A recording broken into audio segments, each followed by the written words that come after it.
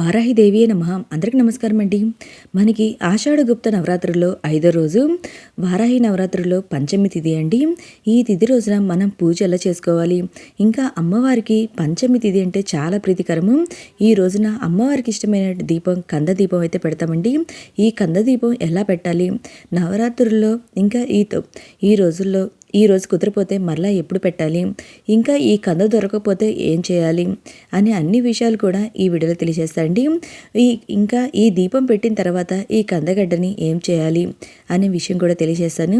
ఈ వీడియోని ఎక్కడ స్కిప్ చేయకుండా చివరి దాకా చూడండి, పూర్తి ఇన్ఫర్మేషన్ అయితే ఉంటుంది.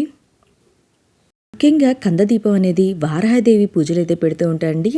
ఈ కందదీపం వెలిగించడం వల్ల ఆరోగ్యం బాగాలేకపోయినా, భార్యాభర్తలు సఖ్యతగా లేకపోయినా, ఉద్యోగ సమస్యలు ఉన్నా, ఆర్థిక సమస్యలు ఉన్నా, సంతాన సమస్యలు ఉన్నా, ఇంకా కోర్టు సమస్యలు, కోర్టు తగాదాలు ఉన్నా, ఆస్తులకు సంబంధించిన గొడవలు జరుగుతున్నా, శత్రు సమస్యలు ఉన్నా, నరఘోష పట్టి పీడిస్తున్నా, ఇలా ఏ సమస్య అయినా సరే అమ్మవారి దగ్గర ఈ దీపం పెట్టి పూజ చేసుకుంటే అండి ఆ సమస్యలన్నీ సరే అన్నిటికీ పరిష్కారం అయితే చూపిస్తుందండి ఆ తల్లి. నమ్మకంతో తప్పకుండా ఈ దీపం అయితే పెట్టుకోండి. ఒకసారి మీకున్న సమస్యలన్నీ కూడా దూరం అయిపోతాయి. అయితే ఈ పంచమి రోజున పూజలు చేసుకోవాలంటే ఈ నవరాత్రులు 9 రోజులు చేయలేని వాళ్ళు ఈ ఒక్కరోజు పూజ చేసుకుంటే చాలండి. నవరాత్రులు 9 రోజులు పూజ చేసినంత ఫలితం అయితే ఉంటుంది. అయితే ఈ దీపం ఎక్కడ పెట్టాలంటే ఈ దీపం అనేది మనం గుడిలోనే పెట్టుకోవచ్చు, లేదా మనం ఇంట్లో పూజ చేసుకునే దగ్గరైనా పెట్టుకోవచ్చు అండి. మీరు ఈ నవరాత్రులు 9 రోజులు సపరేట్గా పీఠం ఏర్పాటు చేసుకుంటే అమ్మవారి దగ్గర ఈ దీపం అయితే పెట్టుకోండి.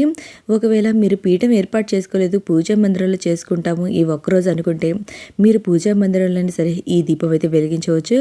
ఒకవేళ మేము ఇంట్లో వెలిగించలేకపోతున్నాం అనుకుంటే మనం గుడికి వెళ్ళి అక్కడైనా సరే ఈ దీపం అయితే వెలిగించవచ్చండి.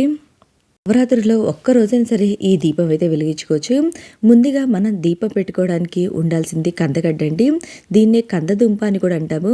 ఈ కందదుంప మనకి భూమిలో పండుతుందండి. అమ్మవారికి భూమిలో పండేటువంటివి అంటే చాలా ఇష్టం అండి. దీంట్లో ముఖ్యంగా కందగడ్డ అండి. ఈ కందదుంప అనేది మనం రౌండ్గా ఉంటుంది. ఈ దుంపలు కాస్త చిన్నవిగా ఉంటాయి, కాస్త పెద్దవిగా కూడా ఉంటాయండి. నాకు ఇక్కడైతే మాకు సంతలోనే ఇలా చిన్న దుంప అయితే దొరికిందండి. ఒకవేళ మీకు పెద్ద దుంప దొరికితే మీకు ఎంత దీపానికి సరిపడా ఎంత దుంప కావాలంటే 1/2 కిలో కానివ్వండి, 1/2 కిలో కావండి, ఎంత దుంప కావాలంటే వాళ్ళు అంత కట్ చేసి అయితే ఇస్తారండి. లేదా మీరు పెద్ద దుంప తెచ్చుకొని దాన్ని చిన్న దుంపగా ఇంట్లో కట్ చేసుకొని ఈ దీపం అయితే వెలిగించుకోవచ్చు. ముందుగా ఈ కందదుంపని బాగా మట్టి ఉంటుంది కాబట్టి నీటిలో బాగా కడగాలండి. కడిగిన తర్వాత ఈ దుంపకి చక్కగా పసుపు రాసి కుంకుమ బొట్లు అయితే పెట్టుకోవాలి. ఈ దుంప ఎప్పుడు పెట్టాలి అంటే పంచమి తిథి మనకి ఈరోజు ఉదయం నుండే వచ్చిందండి. రేపు ఉదయం దాకైతే ఈ పంచమి తిథి అయితే ఉంటుంది. మనకి సూర్యోదయానికి తిథి ఏ రోజు ఉంటుందో ఆ రోజున ఆ తిథిగా పరిగణిస్తాము. అంటే రేపు పంచమి తిథిగా పరిగణిస్తామండి. రేపు బ్రహ్మముహూర్తంలో మనం 4:30 నుండి 5:30 లోపు అయితే ఈ పూజ అయితే నిర్వహించుకోండి. ఈ దీపం అయితే పెట్టుకోండి. ఎందుకంటే వారాహిదేవి నవరాత్రులు అమ్మవారికి మనకి రాత్రి వేళల్లో పూజ చేయాలండి. ఉదయం సూర్యోదయానికి ముందు, సాయంత్రం సూర్యాస్తమైన తర్వాత ఈ పూజ నిర్వహించాలి. ఈ కందగడ్డని డైరెక్ట్ నేలపైన పెట్టి ఈ దీపం అయితే వెలిగించుకోకూడదండి. దీన్ని ఒక ప్లేట్లో కానివ్వండి, తమలపాకుల్లో కానివ్వండి పెట్టుకొని ఈ దీపం అయితే వెలిగించుకోవాలి.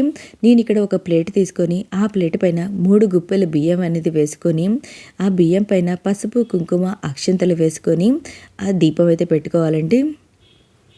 ఇందులో మనం నూనెకి సరిపడా గుంటైతే పెట్టుకోవాలండి. కందగడ్డకి నేను వీడియోలో చూపించిన విధంగా కందగడ్డకి గుంతలాగైతే చాకుతో కట్ చేసి పెట్టుకోవాలి. తర్వాత ఆవు నెయ్యి అయితే ఉంటే ఆవు నెయ్యి అయితే వేసుకోండి, లేదా కొబ్బరి నూనె కానివ్వండి, నువ్వుల నూనె కానివ్వండి వేసి 1 ఒత్తి కానీ లేదా 3 ఒత్తులు కానీ వేయాలండి. నేను ఇక్కడ 2 ఒత్తులు కలిపి 1 ఒత్తిగా చేసి 1 ఒత్తిగా అయితే వేశాను. అలా 1 జ్యోతి వెలిగేటట్టు కానీ లేదా 3 జ్యోతులు వెలిగేటట్టు కానీ సరే చూసుకోవాలండి. అయితే ఈ దుంప నేరుగా కింద పెట్టకూడదు కాబట్టి ఇలా ప్లేట్లు అయితే పెట్టుకోవాలి. ఒకవేళ మాకు కందదుంప దొరకకపోతే బంగాళదుంప, బీట్రూట్ ఇలాంటి వాటితో పెట్టుకోవచ్చు అంటే పెట్టకూడదండి. ఒకవేళ మీకు కందదుంప దొరకకపోతే మీరు 5 జ్యోతులు ఉండే విధంగా దీపం అయితే పెట్టుకోండి. అంటే ఒక మట్టిది కానివ్వండి, ఇత్తడి ప్రమిద కానీ తీసుకొని 5 జ్యోతులు అంటే 2 ఒత్తులు కలిపి ఒక ఒత్తిగా చేసి 5 ఒత్తులు అయితే పెట్టుకోండి. ఎందుకంటే అమ్మవారికి పంచమి తిథి అంటే చాలా ప్రీతి కాదండి. పంచమి అంటే 5 కాబట్టి ఇలా 5 ఒత్తులు అయితే 5 ఒత్తులు పెట్టుకొని దీపారాజన అయితే చేసుకోండి.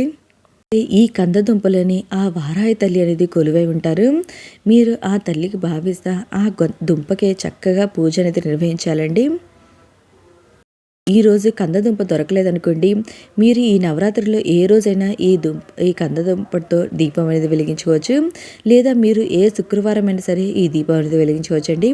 లేదా అమ్మవారికి పంచమి తిథి అంటే చాలా ప్రీతికరం. ఆ పంచమి తిథుల్లో అయినా ఈ దీపం అనేది వెలిగించుకోవచ్చు. హారతో కానివ్వండి, అగరబత్తితో కానివ్వండి ఆ దీపాన్ని అయితే వెలిగించుకోవాలి. వెలిగించుకున్న తర్వాత ఆ దీపానికి నమస్కారం అయితే చేసుకోవాలండి. నమస్కారం చేసి అక్షింతలతో కానివ్వండి, పూలతో కానివ్వండి ఆ పూజ అయితే చేసుకోండి. ఈ దీపం అనేది ఈ పంచమి తిథి రేపు తెల్లవారుజాము దాకా ఉంది కాబట్టి రేపైతే బ్రహ్మముహూర్తాలు అయితే పెట్టుకోండి. మేము సాయంత్రం వేళలో పూజ చేసుకుంటాం అనుకుంటే రేపు ఒక్కరోజు మటుకి బ్రహ్మముహూర్తంలో ఈ దీపం అయితే పెట్టుకొని మరలా సాయంత్రం పూజ అయితే చేసుకోండి. లేదా మాకు ఈరోజు ఉదయం అస్సలు కుదరదు అనుకునే వాళ్ళు 18వ తేదీ సాయంత్రం పెట్టుకోవచ్చా అంటే ఈ దీపము పెట్టుకోవచ్చండి. 18వ తేదీ సాయంత్రం అయినా సరే ఈ కందగడ్డ దీపం అయితే పెట్టుకోవచ్చు. మేము 2 రోజులు పెట్టుకుంటాం ఈ దీపం పెట్టుకోవచ్చు అంటే మీరు ఈ 2 రోజులు కూడా ఆ దీపాన్ని అయితే పెట్టుకోవచ్చండి. ఇంకా ఈ నవరాత్రులు 9 రోజులు కూడా పెట్టుకోగలిగితే పెట్టుకోవచ్చు.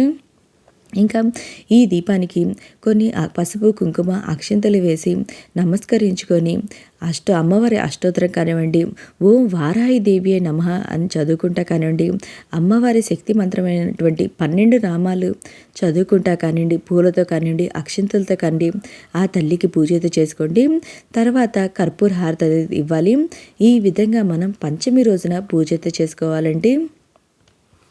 తర్వాత అమ్మవారికి ప్రసాదంగా నైవేద్యంగా సమర్పించి తర్వాత నారికేళం సమర్పించి కర్పూర హారతిని ఇవ్వాలి.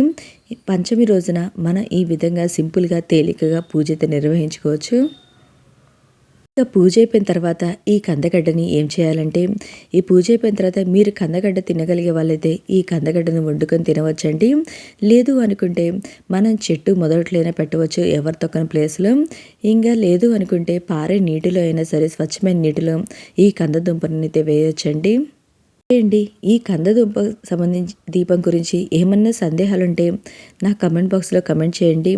ఇంకా ఈ పంచమి రోజున పూజకి సంబంధించి ఏమన్నా సందేహాలుంటే అది కూడా కమెంట్ చేయండి. నేను ప్రతి ఒక్కరికి రిప్లై అనేది ఇస్తాను. మీకు ఈ వీడియో నచ్చినట్లయితే లైక్ చేయండి. మీ ఫ్రెండ్స్ అండ్ ఫ్యామిలీ మెంబర్కి షేర్ చేయండి. Thank you for watching.